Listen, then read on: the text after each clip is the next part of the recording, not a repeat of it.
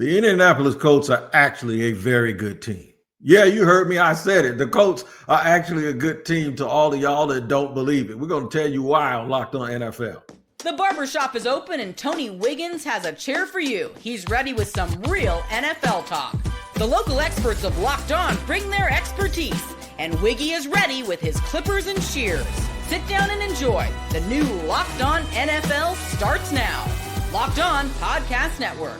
Your team every day. What up, y'all? It is your team every day here on Locked On NFL. We thank you for making us your first listen, and shout out to the everydayers who join us each and every day for every episode of Locked On NFL that comes on twice a day here, where we use them and we use them, the help of local experts and clips from local experts from around the National Football League to keep your finger on the pulse of the team. And I will remind you, you can find us wherever you get your podcast, whether you watch or listen. Make sure you tap in. Like an episode like today that is brought to you by FanDuel. Right now, new customers can bet just $5. And if your bet wins, you'll get $300 in bonus bets to use across the app. It is Tuesday. That means Kevin Ostrich from Locked On Ravens is here with me. We're going to navigate around the league. Here's some of the things we're going to discuss. We're going to end up talking about Houston. They got a much needed win. Wonder if this can spearhead them to get them going for the rest of the season. KC with a true workmanlike win. A professional win that only teams that know how to win can pull out, and I'll explain what I mean by that. But we're going to get back to the very top and start off talking about those Colts and how actually real they are. A reminder, you can go on over to Amazon Music for ad-free versions of our show and tap in with Amazon Music. Make sure you check that out. Kevin Ostricher, what's up, man? I finally got to say it. The sample size is big enough. Danny.com or Indiana Jones or Daniel Jones or whatever they want to call him has made a tremendous difference. And the Indianapolis Colts are a real threat to everyone in the AFC. Danny Dimes, man, I don't know what they have going on in Indianapolis right now, but I'll tell you what, this team is absolutely for real. And it's not just about Daniel Jones. You know, obviously you have Jonathan Taylor, Michael Pittman Jr., You know, Tyler Warren's made a really nice impression as a rookie early on here for that offense. I mean, they are just balling out right now. And in a division where, you know, we weren't really sure who was going to take control. You know, was Houston going to just win it by default again? Or was the team going to step up and perform? It's been the Colts the whole time. And I love what Shane Steichen has done. You know, they bring in Lou Anarumo to run their defense over from Cincinnati after he Cincinnati said, we're not firing Zach Taylor. We're not doing it. Yeah. We're going to fire the defensive coordinator and not the head coach. And looks like they probably should have done both. But even regardless of that, Anarumo's come in and that defense has done a good enough job. Right now, the Colts are the best team in the AFC. You could argue they might be the best team in football. And I think for now, you have an opportunity if you're Indianapolis to really make a point over the next month. You've already proven you're for real, right? That's already been proven. But now you have an opportunity to prove that you are true Super Bowl contenders and should be in that conversation for the rest of the season as opposed to just right now. They are running the ball behind their running back, Jonathan Taylor, who's in the MVP consideration. But to show you how complimentary that is, they're in the top four, along with teams like Seattle, Green Bay, and New England for yards per attempt in passing. That is complimentary and one thing works to the benefit of the other, of course. Here's Locked On Colts post-game talking about their win the other day. Another dominating Colts win here today at Lucas Oil Stadium as they win 38-14 over the division rival Tennessee Titans. They moved to 7-1 in another pivotal AFC matchup next week against the Pittsburgh Steelers. But this was just more of what we've seen all year. Another smothering, again, dominating win. Efficient football by Daniel Jones, but a huge performance by Jonathan Taylor. Another 150 yards, 3 touchdowns. The dude is firmly in the MVP discussion now. That's 14 on the year. We're just witnessing greatness right now, guys. Like, I really don't know what else there is to say about Jonathan Taylor. It's more history every week. An 80-yard touchdown today. Like, it's just hard to put into words what we're witnessing on a week-to-week basis from this very special player. But again, he seems like a shoo-in for Offensive Player of the Year at this point. Should very much be in the MVP discussion. But yeah, defensively, you held Tennessee to 2 scores, 1 in the first half, and then, kind of a garbage time touchdown later on.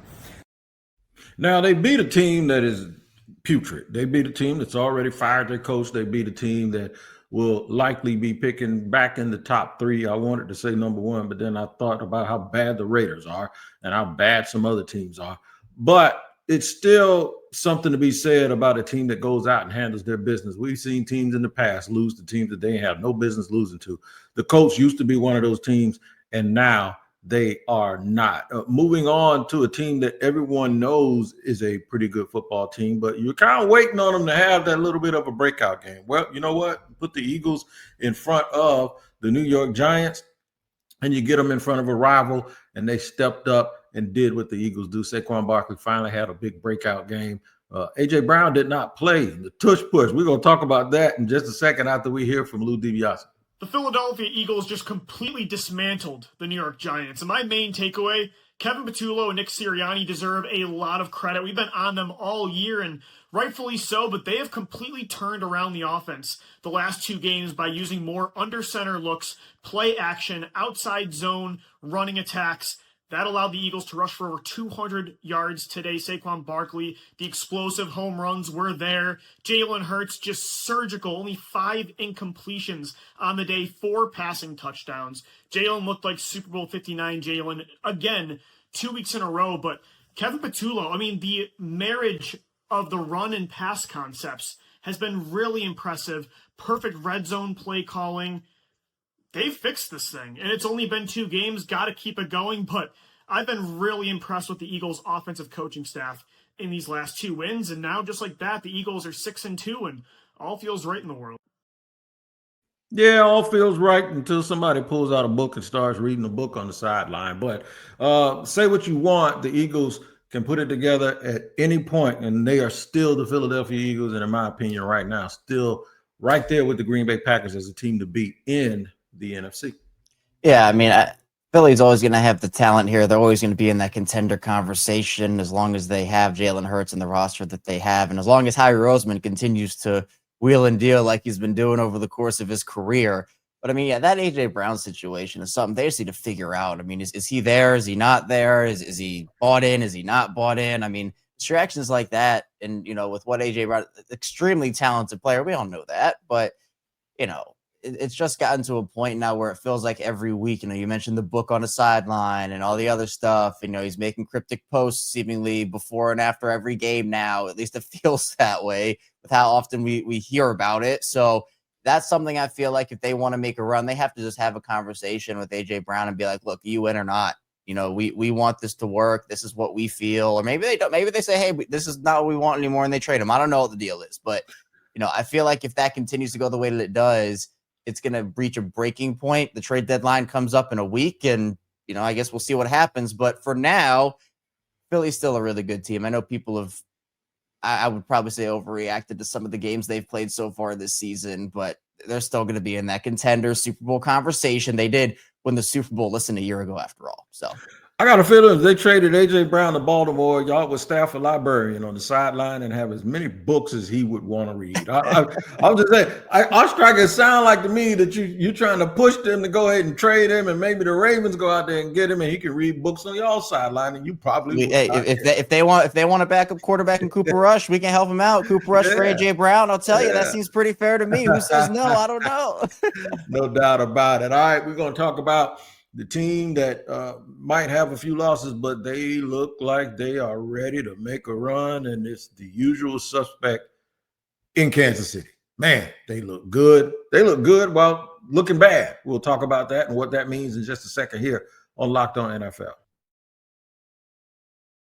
I'm Cody Rourke from Locked On Broncos, and this episode is brought to you by Peloton. Peloton is shaping the future of fitness with the brand new Peloton Cross-Training Tread Plus, powered by Peloton IQ. This is Peloton's most advanced equipment yet, giving you real-time guidance and endless ways to move, whether you're running, lifting, or you're cross-training with your favorite instructors like Alex Toussaint. It's training reimagined to make your workout more personal. Peloton is built for breakthroughs with features that help you plan, stay motivated, and hit peak performance. You can let yourself run, lift, flex, and go while Peloton handles all the rest. Plus, Peloton IQ provides real-time strength coaching, tracking your progress and suggesting weights that challenge you so you can get stronger. Plus, the new movement tracking camera, it counts your reps and corrects your form in real time, making sure every rep is safer and smarter.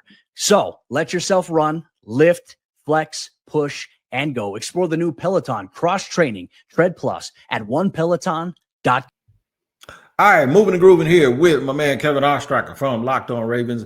And we're going to continue to go through the National Football League and some of the big storylines. And one of them is the Chiefs. When have they not been a big storyline? I saw this game last night, and I'm sitting there wondering, they're stumbling around a little bit. They go into halftime tied 7-7. Terry McLaurin was catching everything when he wasn't supposed to.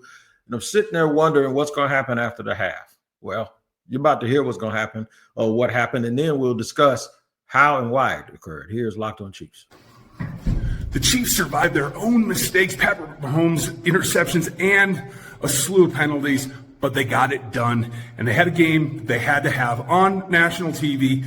It always helps when you're motivated, and it certainly looked like that from Travis Kelce, who got the job done, made history tonight, and was able to secure the win that this team needs to continue on its arc towards the AFC West and the AFC, and on and on and on. Kareem Hunt really put in the time and the effort, and particularly on the second touchdown, was really able to show the ad-lib ability that not just Patrick Mahomes has, but everyone around him. As Mahomes continues to lift, he's going to make a couple of mistakes. To survive tonight is pretty rare, but we're going to break it all down for you on Locked On Chiefs here on the Locked On Podcast Network. Listen, one sign of a good team is you come out in the second half, long drive, score. Stop, score, stop, score, ball game. They got the ball 3 straight times and had 3 long touchdown drives, prevented the other team from scoring. And then the last time they got the ball, they just ran out the clock. That is textbook professionalism by a dude and Andy Reid and a team that knows how to win. Yeah, it reminded me of that picture where it's that guy playing the video game with a controller, and he's kind of like sitting up, and then you have the second picture, and it's him crashing over, getting all serious with the remote. That's what it felt like. Oh, they were not playing with their food, but they were kind of they're hanging around, like, you know, looks okay, but not great. And the second half comes, and okay, now they're getting that. All right, it's time to go now. And so that's what we saw. And look, the Chiefs this season, from a stats perspective, have been like middling, like you said, solid yet unspectacular, I think is kind of a way that I would put it along those lines. But when you have the experience that Kansas City has, you know, and you have the championships and you've been through it as a team together, you know, with your head coach, your quarterback, your tight end with Travis Kelce, and some of the defenders on that team like Chris Jones, etc. Like, you can kind of flip that switch and like trust each other and understand that, hey, we've been here so many times before in these moments. And you know, you can just kind of say, hey, we're gonna go now. This is our time to go. And so I think for Kansas City, again, the start to the season was slow for them. A lot of people were wondering, you know, was that Super Bowl the last gasp for them, and then the core was getting too old? But that was never the case. This team has been, it's like the Eagles essentially, where they've been there, they've done that. The talent is still on the roster, and the experience is never going to go away from what they had. They're a motivated team from what happened in the Super Bowl last season with Philadelphia. And I think, to me, Kansas City, I mean, and this coming from a Baltimore perspective and also just from a team in the AFC, and I think a lot of teams in the AFC feel this way too, is like, Kansas City, I don't care who's the best team in the AFC record-wise or performance-wise, Kansas City is still that team to beat in the AFC because they have been to the Super Bowl. They have been to the championship game so many times over and over and over again. So until they are officially eliminated from the playoffs and a team finally beats them down in the AFC, that is the team you're looking at in the AFC to beat. No doubt about it. And the other thing is, last night they also showed me something with their patience, because Washington was determined to not let people get behind them. And then they had the DBs playing deeper, and then just had the DBs triggering every single time the ball was thrown. They were coming up, they were hitting, man. They were arriving as soon as the ball got there. So the Chiefs had to be patient and take those 13, 14 play drives. And that's what they did. They did not get impatient and showed the mettle of a champion. You know what? Carson Wentz showed something to me. And what that was if he saw his game, the last game he played when the Vikings played, Carson Wentz got beat up. He got beat up pretty bad on Thursday. And there was a lot of talk, especially during the game and commentary, about how quarterbacks don't cry. And I was wondering why everybody wasn't over there, consoling him and what was going on with him. Turns out the dude needs surgery, man. He tore up everything in his shoulder some weeks back and was trying to play through it and just can't play through it. Meanwhile, the Vikings probably wish somebody could do surgery on them, because they are sinking fast. And all they have now is a young quarterback that they probably don't trust to try to get them out of it. Here's my man Luke Braun. I think he was live in LA for the game. It's fourth down. Well, that was an entire ass beating. The Vikings might be a bottom 5 team in this league. They dropped one 34-10 on the West Coast here. Unless something happens in the last 2 minutes here, I'm at SoFi Stadium watching my favorite team get blown to bits for the second time this season in a primetime spot. This is not good enough. And I think the Vikings have a mini bye here where they have to go in and ask some really serious questions about if they have the right people in the right jobs. I wouldn't be surprised if the head rolled after this one. This is a really rough 5-day stretch for the Vikings. I know they're on the road in the West Coast. I know it's a night game. I know it's weird. They just went to London. The schedule is tough. But you can't no-show like this as many times as they have. They haven't scored a first-half touchdown since week 3. They have 1 turnover since week 3. The only touchdown they got in this game was a gift based off of 2 defensive penalties. It's terrible. Get him out of here. Right.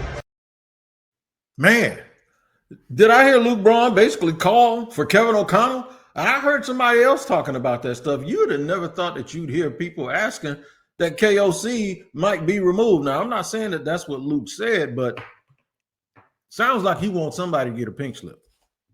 I feel like I have to stop saying which team I liked their offseason the most, because every time I do, they're just terrible. Yeah. Like every time I'm like, you know what? I like the Dolphins for 3 straight years, and the Dolphins are terrible for 3 straight years. Now it's like, I love what the Vikings did. Now the Vikings are terrible. Like it's the KO curse. That's what KOC stands for. Kevin Ostrich curse is what KOC stands for, because I just can't get it right. I mean, I loved what they did during the offseason, but again, the talent on the roster, you can surround a quarterback, whether it be a JJ McCarthy or a Carson Wentz, with talent, but it's just tough because sometimes talent just doesn't match production and doesn't match results. And, they've obviously dealt with injuries. I get it. I understand it. But I also just wonder how much they truly trust JJ McCarthy to win for them right now. Mm-hmm. And that's tough because, look, they're trying to contend, and the roster around JJ McCarthy is, hey, we're going to contend, and he suffers the injury and whatnot. But do they truly believe that he can be the guy to lead them out of this right now? I mean, you mentioned the mini bye, which is, a nice opportunity for them to reset. That always helps.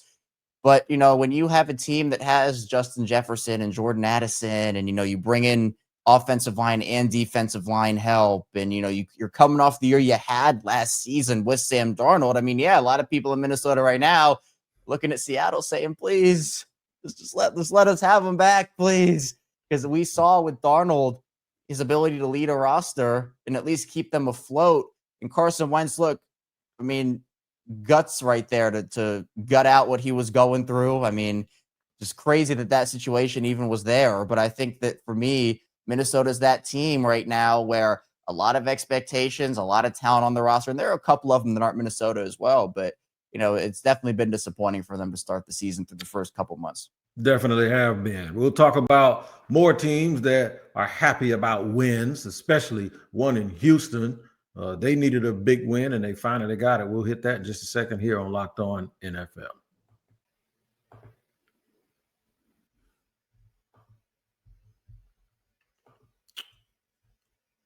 All right, today's show sponsored and brought to you by Rougiette.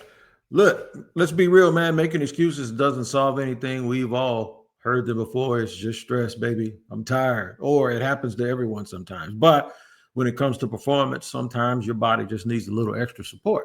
And that's where Rougiette comes in. Rougiette offers fast-acting, doctor-prescribed treatments for ED designed to help you stop making excuses, start making you some moves. Rougiette makes it, easy to get started, right? You just connect with a board-certified doctor, 100% online. No awkward waiting rooms, no in-person appointments. If prescribed, your treatment ships discreetly straight to your door. The process is fast, simple, and private. Visit Rougiette.com/LockedOnNFL to get 15% off your first order. That's RUGIET.com/LockedOnNFL. And don't forget to use our code LockedOnNFL so they know we sent you. Rougiette. Stop making excuses and start making moves. And today's show is sponsored and brought to you by our friends over at FanDuel. You'll never forget or remember what is back. You won't forget this, the NBA. The NBA is back, and these games are off to such a great start, man. And there's no better place to get in on the action than FanDuel, the official sports betting partner of the NBA. Even if you missed the start of the game and you want to ride the hot hand, FanDuel has live bets on everything from who will score next to fourth quarter comebacks. Plus, you can even combine your live bets into a same game parlay for a shot at a bigger payout. It keeps every game exciting, especially when your team's making the late push. Right now, FanDuel is giving new customers $300 in bonus bets when your first $5 bet wins. So head to FanDuel.com to sign up and play your game with FanDuel, the official sports betting partner of the NBA.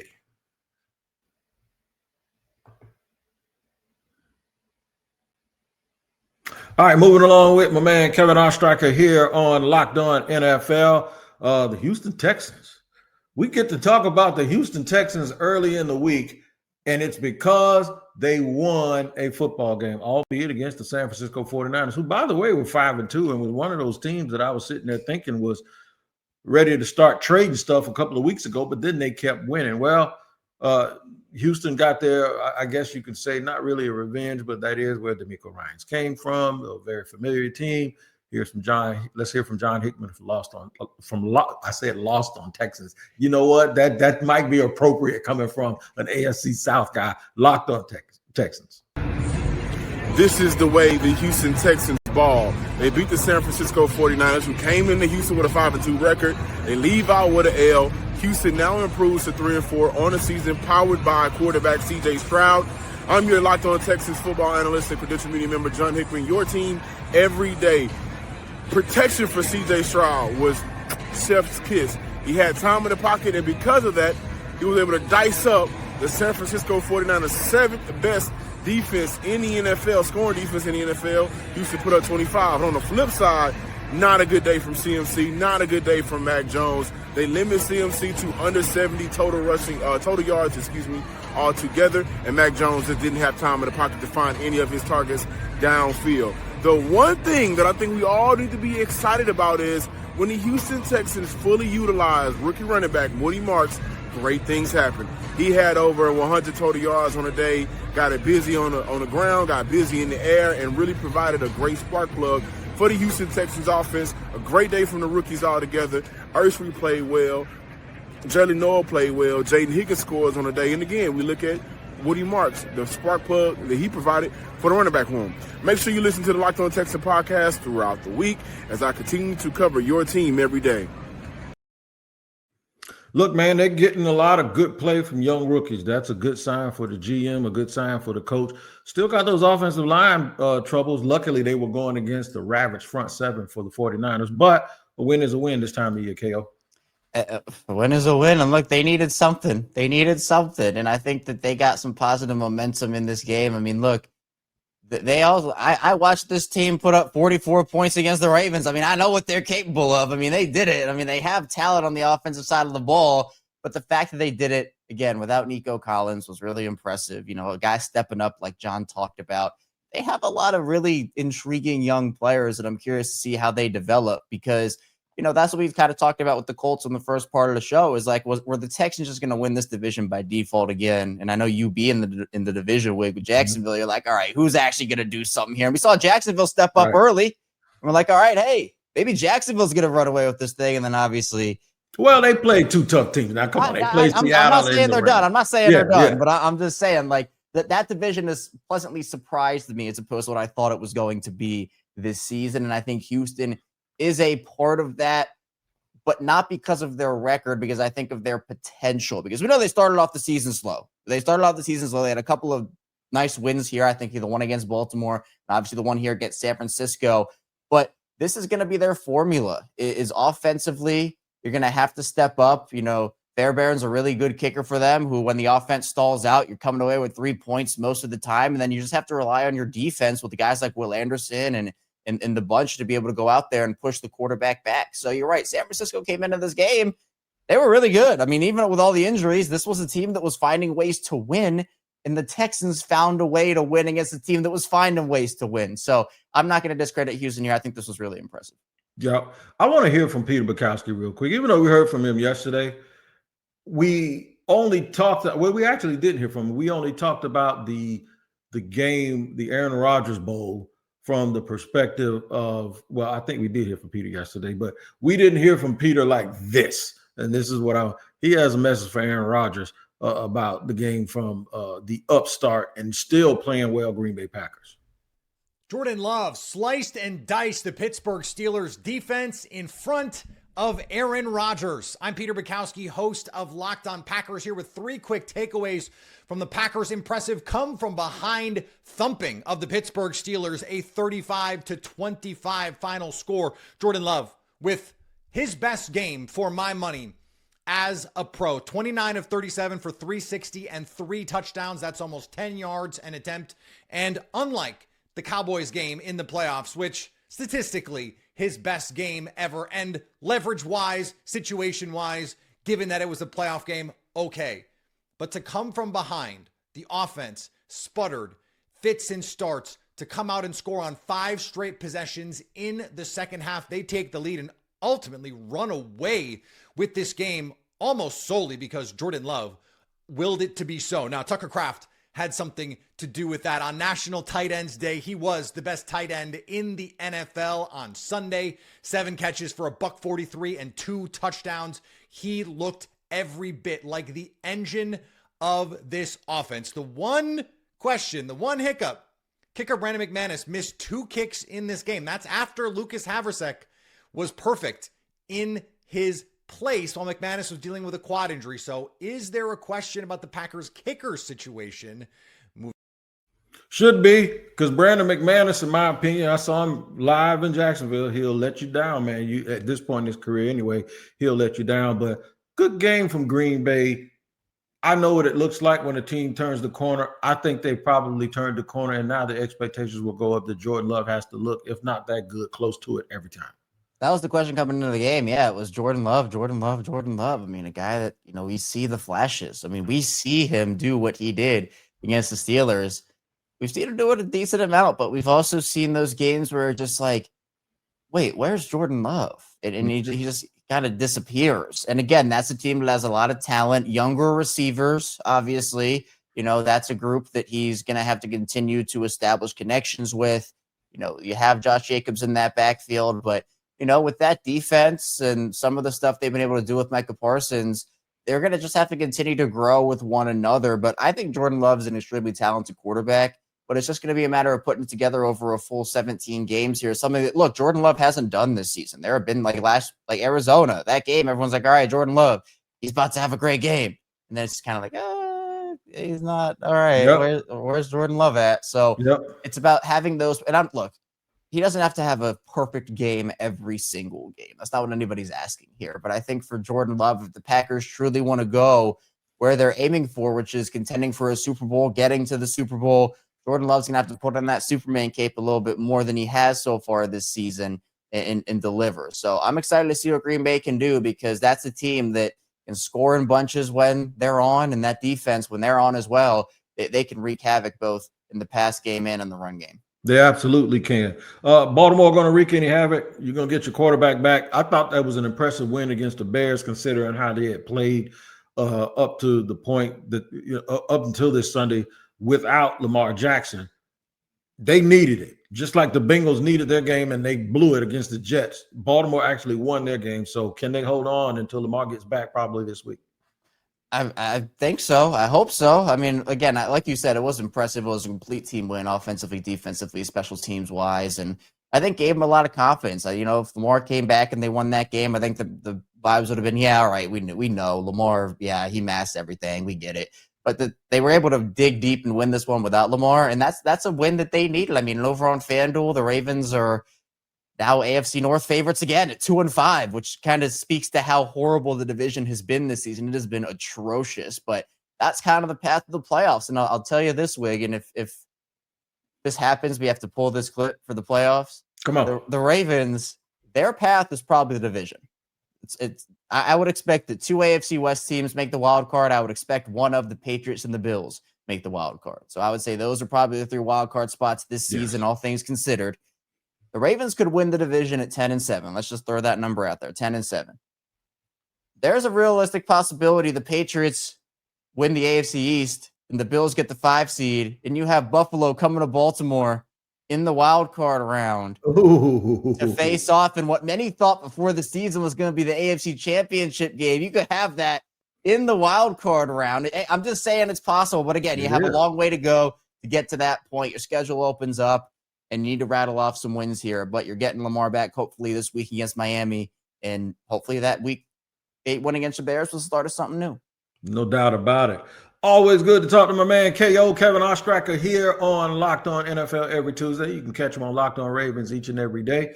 And for a double dose of Locked On NFL, check out Tyler Rowland early in the morning and me in the afternoon. It's twice a day for Locked On NFL, wherever you get your podcast. Y'all didn't waste our time, and hopefully we didn't waste y'all's 32 minutes here, having a good time hanging out. Hopefully y'all can enjoy it, and we'll see you next time here on Locked On NFL.